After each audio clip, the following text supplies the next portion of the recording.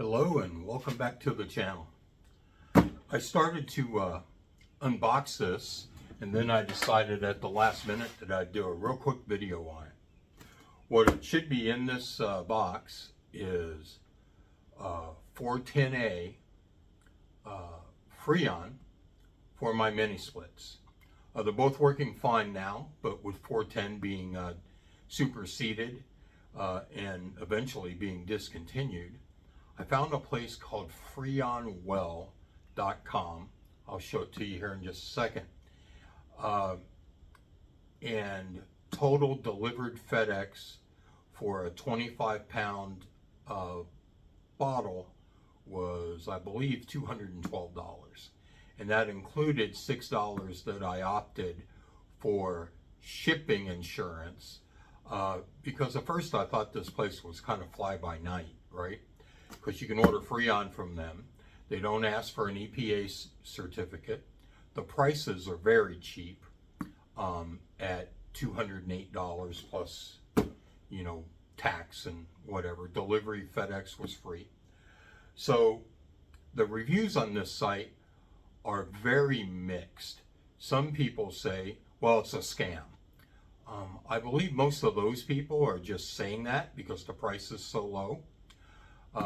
But let me get this out of the box and see what we got.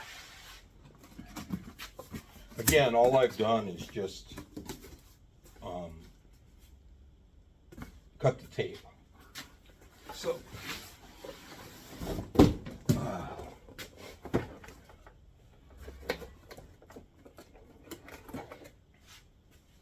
okay, appears to be what it says it is. Okay, here's my invoice for a total of $211.25. So this is the product.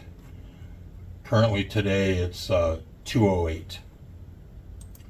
Also interesting enough is they sell everything you can imagine.